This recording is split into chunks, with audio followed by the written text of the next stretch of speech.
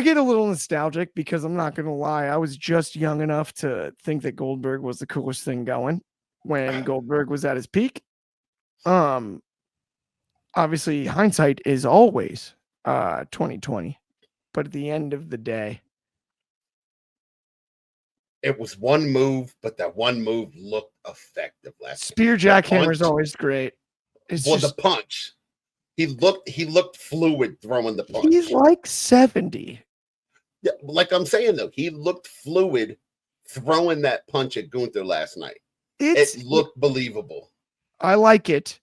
Here's my thing. I feel like it could easily get just real dicey when it comes to this match. If it goes past 5 minutes. No idea what to expect. Talk to me about last night. Tell me if you have any expectation before I ask Jordy about this. So, like, it's gonna have to be different from any other Goldberg match we've ever seen. Gunther is an assassin inside the ring. His pace is slower. He comes out, he's methodical, he picks a body part, he works on it, he sets you up for how he's gonna finish you. All Goldberg matches were squash matches, right? I mean, he had a couple that went deeper in the waters, but now it's going to have to be a Gunther style match, because if Goldberg comes out, like, I'm afraid of him being winded after he does his entrance, the whole pyro and kicking and throwing punches and stuff. And it's not being disrespectful to Goldberg. It's just at his age right now and what we've seen in the past. If it goes past 5 minutes, it's going to start getting very sloppy on Goldberg's side.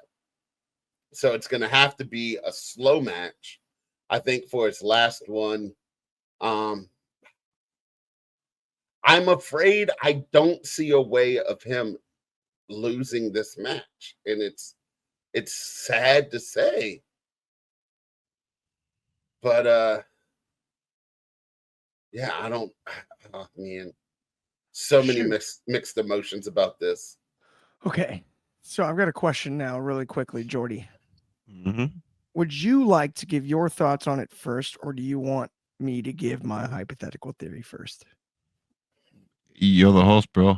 You you go first. I think you go first, and then we all discuss. Right. But I've got a hypothetical, guys. I don't have that much to say on it. I appreciate Goldberg's role in WCW and the role he played. I've just never been a huge fan.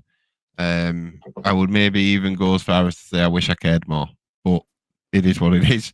I'm happy. I think he deserves a retirement match. I think for what he's done in the industry, obviously deserves it.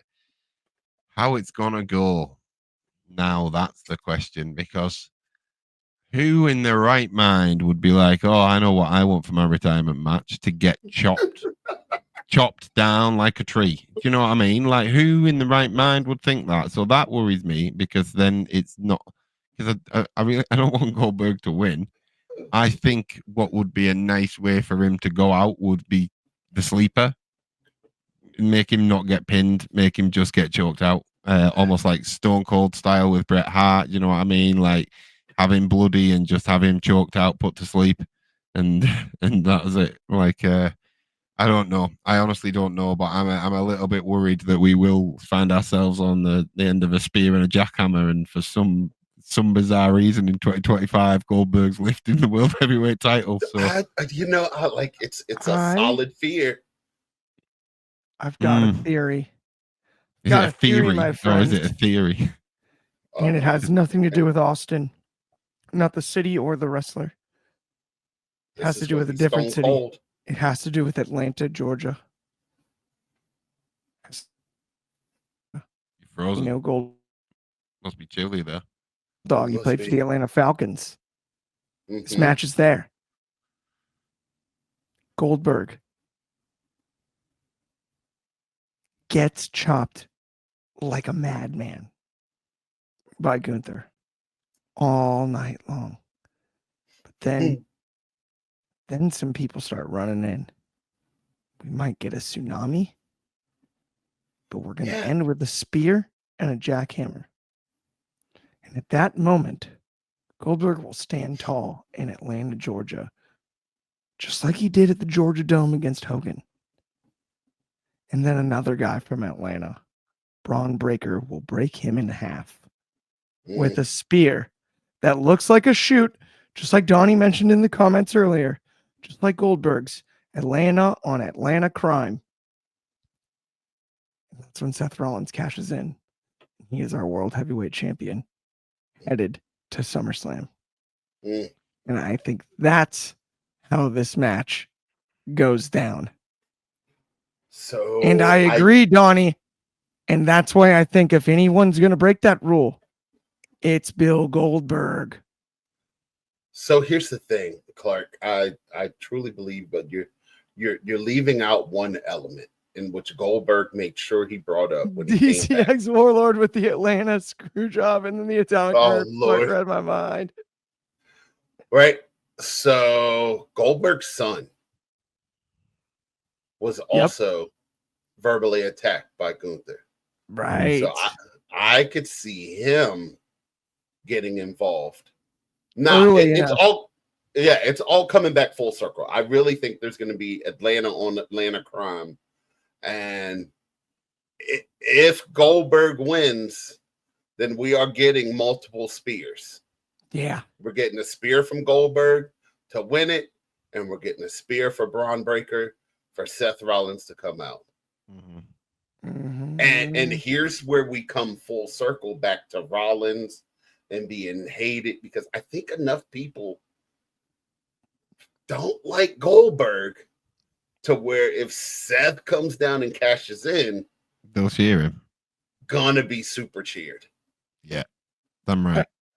So this is an interesting comment here from Donnie. He said, but there's no payoff for all those guys beating up Goldberg when he gets no comeback on them. Here's the thing, though. I agree with you, Donnie. And obviously, you've been around the industry longer than I.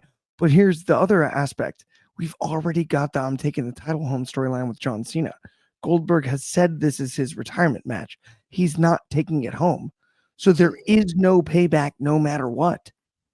No matter what happens in this match, there's no payback. And that's why I think it's acceptable in this scenario. That'd be the only reason logically, and I could be wrong, but I just think for Braun Breaker's sake, the moment isn't worth passing up. Having that highlight of him, the last move, it plays into a big storyline down the line as well. If Braun essentially wins Seth the title, then what I would like better too is no stomp. Right? Sorry, not to cut you off, Jordy. No, yeah, I agree. That's what I'm saying. Just spear and pin him. Yeah. So Braun then 9 months down the line, when Braun eventually turns on Seth and he's like, "Oh, hang on a minute, I'm doing all the work and I could beat you up." That's when he goes, "I could have been champion if it wasn't for running around after being a Seth if I wasn't being a Seth rider, I could have been champion by now." And what better way to just flick your nose at AEW than to have Bill Goldberg win a title in his last match, whether he gets cashed the most in Goldberg or not. Thing historically, if you're looking at record books, it is the most Goldberg thing ever. He technically wins his second to last match, then there's the cash in. And it's also a squash because it's happened before the match starts. It's the shortest match in history. And his actual final match is going out on his back to a move that he's famous for. And if somebody brings a cattle prod, there's something serendipitous about that. There is. And Braun is like the I don't know. He's like the next generation of Goldberg. He's presented in a similar way, right? In the sense of like, the sirens and the just like. It wouldn't surprise me if somewhere down the line, like if Braun Breaker and Goldberg were feuding to do the whole wind up, I would like to see Braun Breaker come out with guards just as a joke. Do you know what I mean? Like Oh, be sometimes, excellent. like Punk and Cena did, to take the mick out of each with other. a bunch of security guards. Yes. Oh, it'd be outstanding. Honestly, it'd be funnier actually to see him like pump fake the headbutt. I think you do that segment, like actually mock Goldberg and like act like he's gonna headbutt the door and then just like don't do it.